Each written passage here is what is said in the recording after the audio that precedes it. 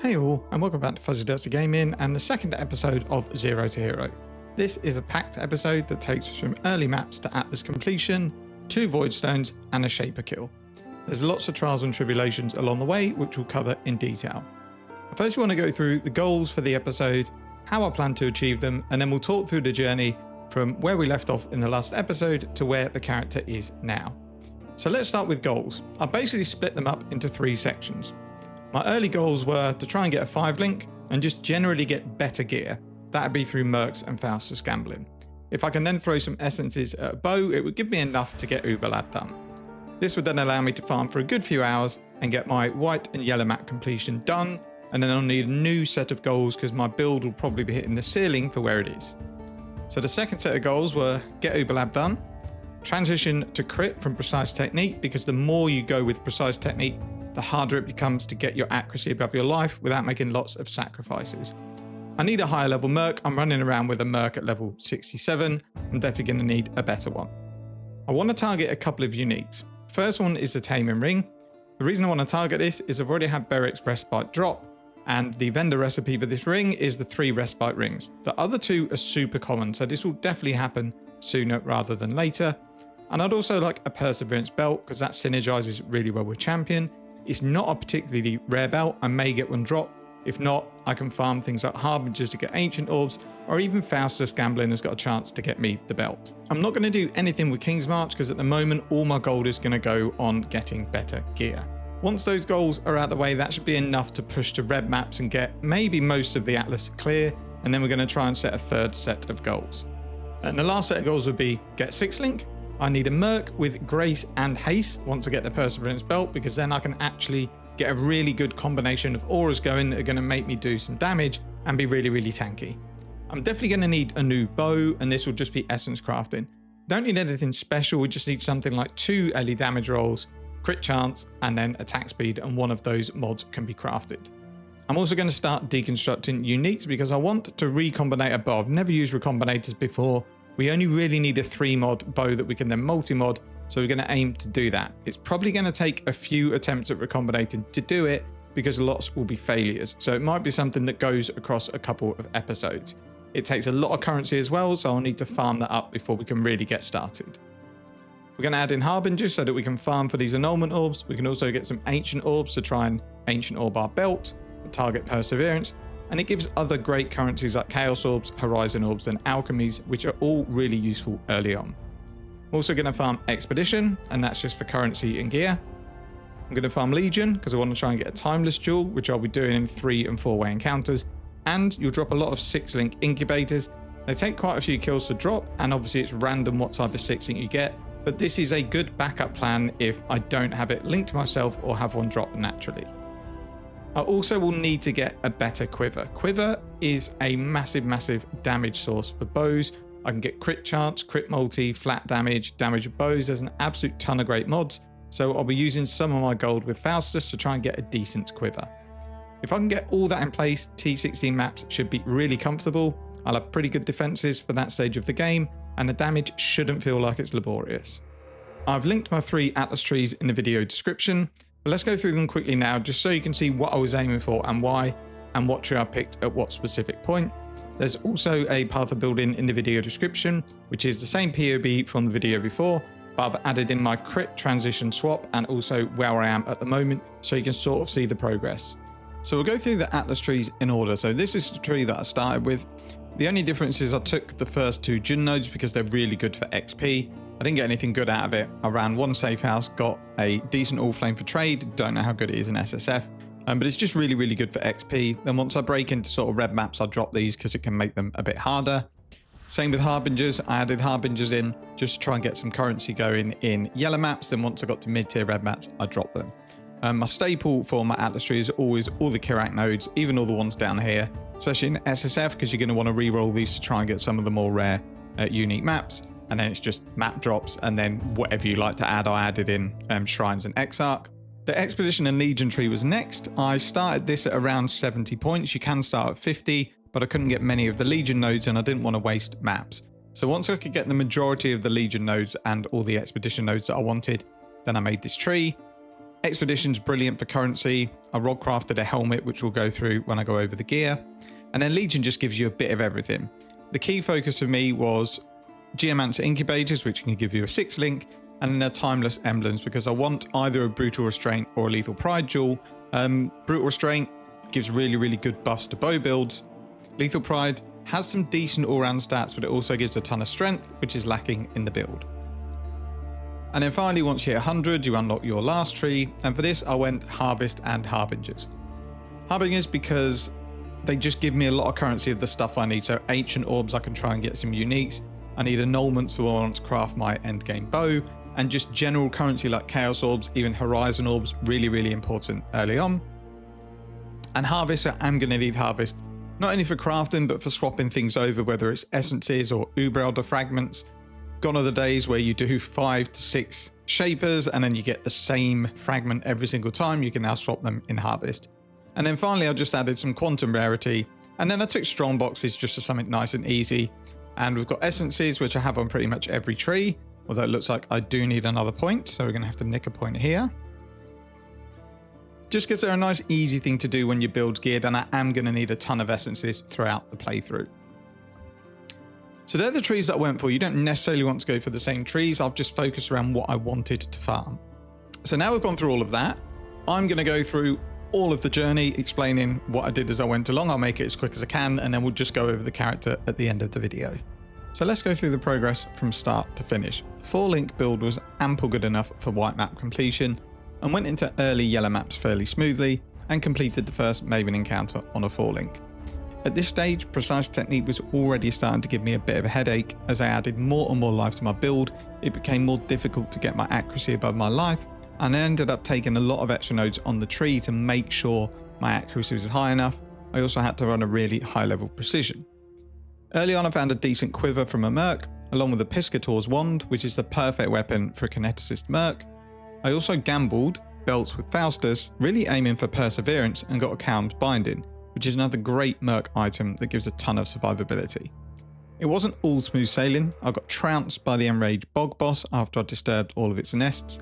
I also failed my first few 5-link gambles with all of my gold. I did early on Vaal a Rain of Arrows gem to give me Vaal Rain of Arrows. This is a really good burst damage item, but what it's better at is slowing enemies down. It works amazingly on mercs since they always try to run away at some point, and most of the time once they start running, they're going to die before they get to the end of their path.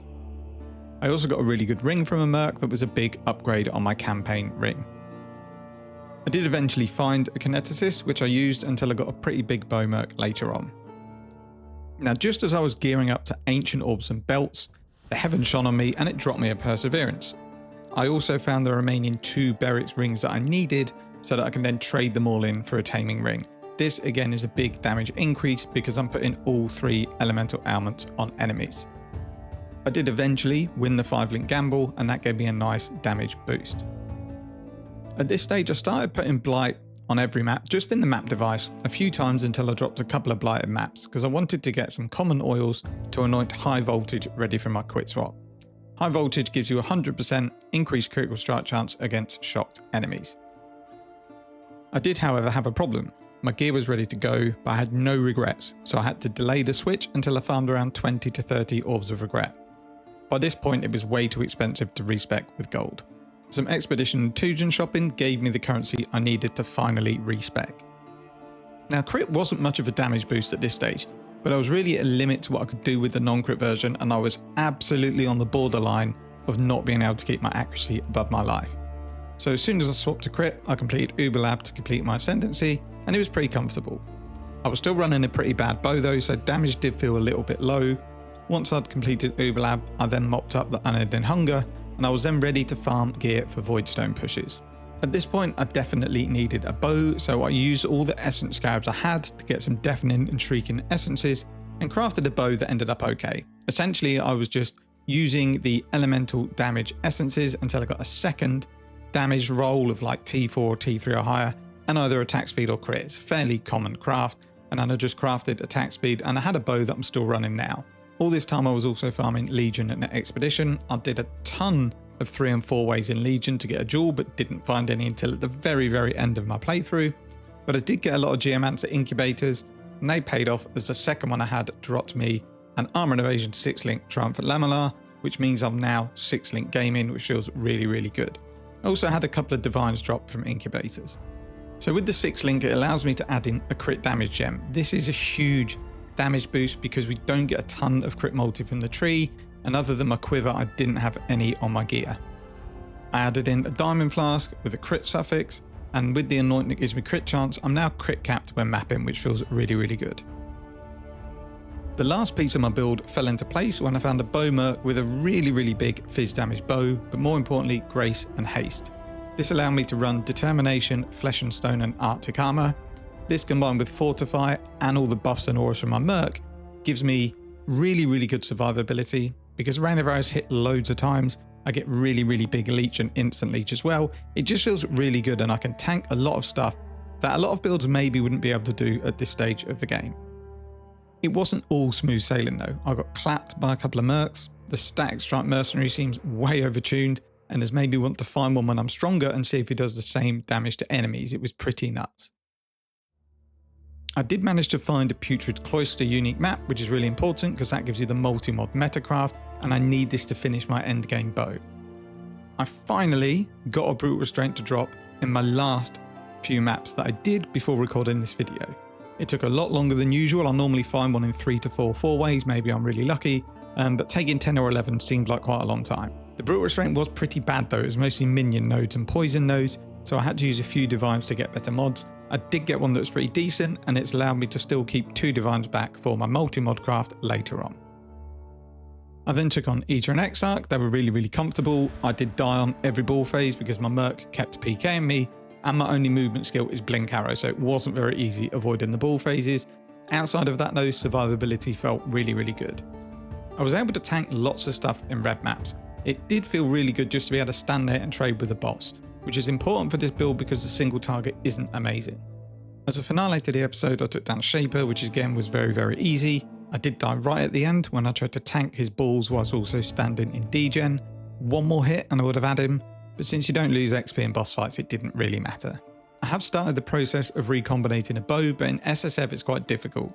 You need a ton of alterations and annulments, as the start of the craft is always combining 2 1-mod items. It also uses a lot of thaumaturgic dust and a fair bit of gold, so it's going to be a slow process that will be over a couple of videos. I'm not going to go into the ins and outs of recombination because I don't understand it myself, but crafting a bow that can be multi-modded is very, very easy. Essentially, I'm rolling for 1 big LE damage roll and 1 big attack speed roll. I'll recombine those until both mods stay on an item. I then do the same with 1 bow with crit chance and 1 bow with another elemental damage. Again, wait until you get a 2-mod item and then you recombine those 2 mod items together. My endgame bow needs to either be all 4 mods, which would be brilliant, or 2 prefix, 1 suffix. Then I can multi-mod, do the missing suffix, and then craft something like Ellie Pen. The bow will basically be a decent endgame bow and I won't need to upgrade it for a long, long time. So talking through the process, it sounds really quickly, but it wasn't. It was a good few evenings. I had to farm pretty hard in yellow maps, had to do a lot of legions, had to do a lot of expeditions, logbooks, harbingers. My maps had a lot of mechanics in them and they were taking probably 8 to 10 minutes a map. So it was a grind, but it was a ton of fun. The way you want to approach SSF is it is a total different mindset to trade. Trade is often about pushing to the hardest content you can, even if your character can't quite do it. SSF, there's no point because there's no band-aid fixes.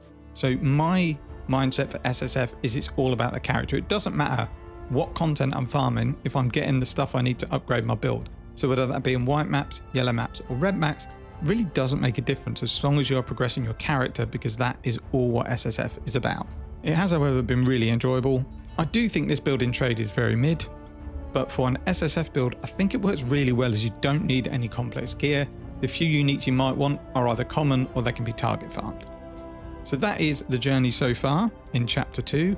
I'll very quickly run over the character and then we'll close out the video. So going over the gear just to close out the video, and I'll go through the gem links very quickly as well. I've got a 5-link ballista set up in my bow, which is artillery ballista, focus ballista, LE damage to attacks, inspiration and crit damage. The main 6-link is Rain of Arrows. I don't have it qualityed. You might aim to get one later on, but it just adds some arrows. It's not a huge amount of difference. Got a Mirage Archer, increased crit damage, LE damage with attacks, inspiration, and Trinity support. In the helmet, we've got a mark on hit linked to Assassin's Mark, determination for aura, along with flesh and stone, and then we're also running Arctic armor. So we're running all defensive auras. I'm running determination. My merc gives me grace, which means with perseverance, we get a pretty decent amount of damage increase. In our boots, got power charger on crit linked to frenzy and mana forger arrows. This just means I always basically have frenzy and power charges. I've also linked inspiration up to this to lower the mana cost so that it triggers more regularly.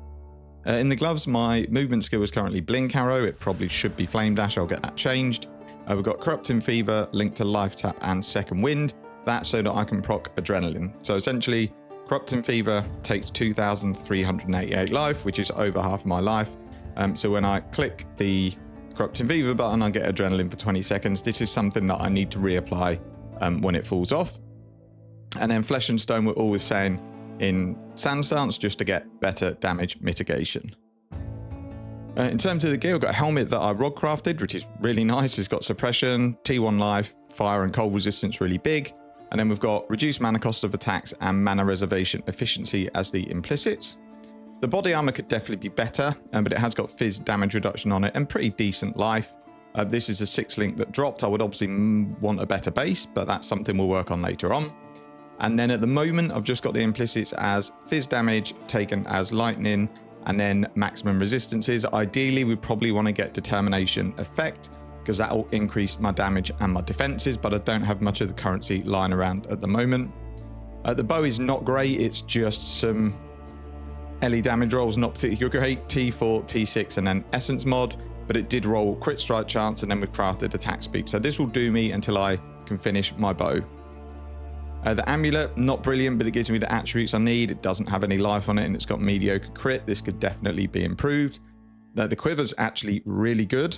It is big life, big prod speed, which gives us damage, crit multi, crit chance, and some decent flat damage. I don't think I will realistically ever need to replace this quiver.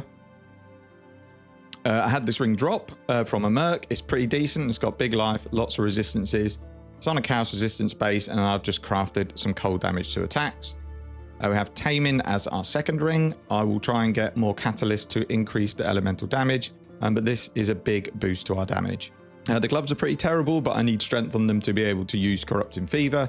So at the moment, yeah, not brilliant, but they will do. I would like attack speed on these preferably. I'm not sure what I'm doing with the implicits on the gloves yet. I started rolling, and these two rolled and they do something, so I've just left them in for now. Got a Perseverance belt. And then our boots again are not great. They've got some resistances, mediocre life. And then I've crafted a chance to avoid being chilled and increase movement speed. At the moment, I've got Scorch Ground on these to lower resistances. And then, yeah, the other mod I haven't really rolled because there's not many that are amazing. I think cooldown recovery is probably the only good one that we can roll. And I don't want to waste currency going for that. Scorch Ground is pretty decent because I tend to hit a move with this build. So I'll maybe stand still for like 2 seconds, move, attack again. So the Scorch Ground actually stays up pretty much the whole time. It's a nice little damage boost. Flasks are fairly straightforward. Diamond Flask, Jade Flask, Granite Flask, and Quicksilver Flask. You just need to make sure really that you've got increased evasion, armor, and crit chance as suffixes. And then the fourth is up to you. I ran out of currency. Reduce effective shock is not great, but it's not the worst. I probably want something like reduce effective curses, or maybe chance to avoid being stunned, something like that. I won't go through the tree because it's in the POB. You can check out the timeless jewel in there as well. It's not amazing, but I needed to keep 2 divines back for my bowcraft. So I had 3 divines to use on the jewel, and on the third one I hit something that's not too bad. As I say, you can have a look at it in the POB. This isn't really mandatory for the build. It just adds some nice power to the build. So if we have a look at my damage, it's at 23,000. If I take the jewel out, it goes down to 20,000. So it's nothing amazing, but it's like more than 10% damage increase. So that's it for this episode. I'm not 100% sure on the plans for the next one. Ubrelder and Maven are definitely going to be targeted, but I need my gear to be better. So a bow is definitely very important. So before we close off, I'll just show you where I am with recombinating. So this was the result of my recombinating two mod items together. We got unlucky and just returned with 2 mods. So basically going to have to start 1 base again. And then so far I've got this T1 cold damage, which you don't need because the other one is cold damage. But I'll keep hold of it. We might need to use it, and I'll try and annul off the projectile speed.